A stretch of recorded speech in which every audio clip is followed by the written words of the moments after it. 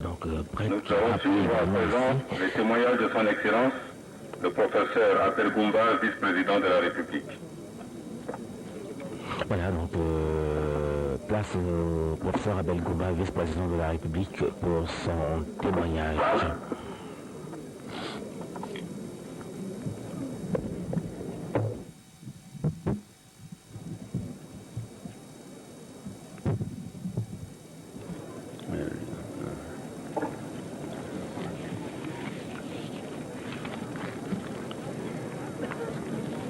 Excellence, Monsieur le Président de la République, au chef de l'État. Excellence, Monsieur le Premier ministre, au chef de gouvernement. Excellence, Monsieur le Président du Conseil national de transition. Excellence, Monsieur le Vice-Premier ministre, représentant personnel de Monsieur Omar Bongo Ondimba, Président de la République gabonaise. Excellences, Messieurs les ambassadeurs et représentants des organisations internationales, chers compatriotes, en ces jours de douleur et de recueillement, permettez que je m'adresse à mon frère David Dako. Mon cher David, tard dans la nuit du 20 novembre 2003, humblement, tu t'en es allé.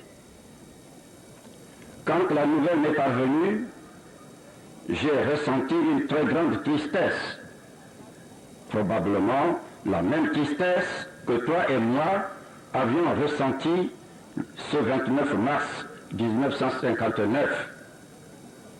Ce triste dimanche où le destin de notre pays en devenir, notre destin à tous les deux a basculé. Barthélemy Boganda venait de s'en aller. Nous étions parmi ses plus proches collaborateurs.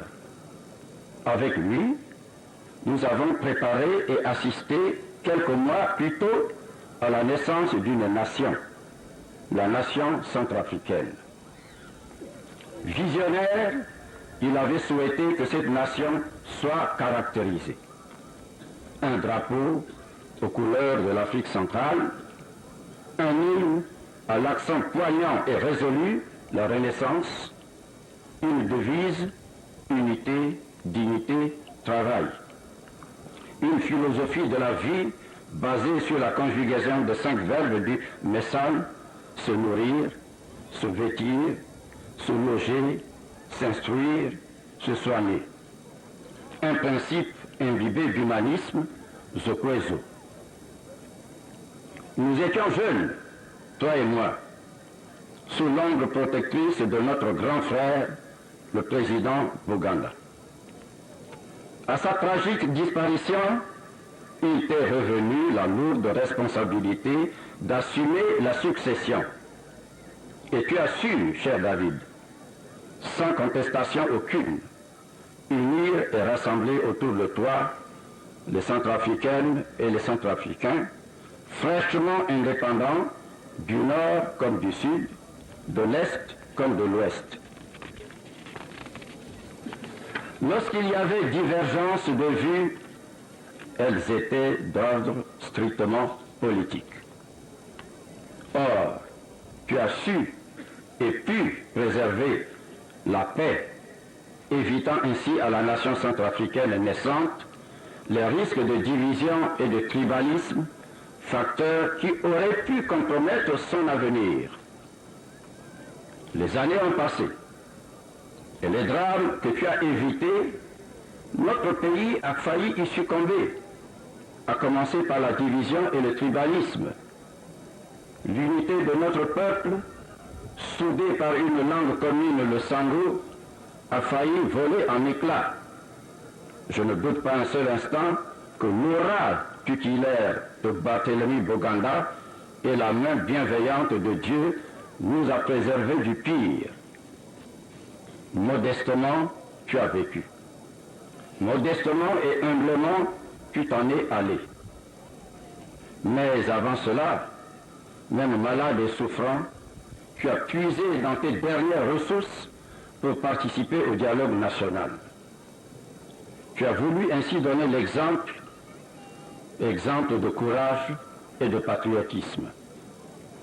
Devant la nation rassemblée, devant nos rares frères encore en vie, nos enfants et nos petits-enfants à qui doit incomber l'avenir de ce pays, tu as offert ton message de paix et de réconciliation. Nous nous sommes embrassés, toi et moi. J'en ressens encore l'émotion. Et à cette occasion, tu as entonné pour la dernière fois avec nous l'hymne de notre pays, la Renaissance.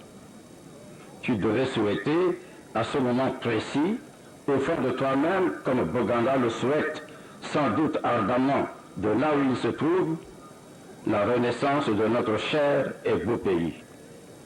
As-tu attendu ce moment exceptionnel et cet acte refondateur pour décider de t'en aller?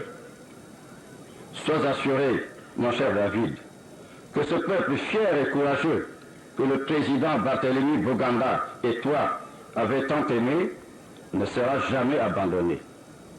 Pour ma part, je donnerai toute ma force, toute mon énergie et tout mon cœur pour le servir afin qu'il continue d'exister, debout, riche et prospère. Chez nous, nous disons volontiers que les morts ne sont jamais morts, que notre cher aîné Boganda et tous nos anciens compagnons et camarades qui t'ont précédé t'accueillent à bras ouverts. De là, mon cher David, continuez de veiller sur ce pays que vous avez tant aimé. Ce pays, Dieu le Tout-Puissant l'aime aussi. Implorez sa protection sur la République centrafricaine.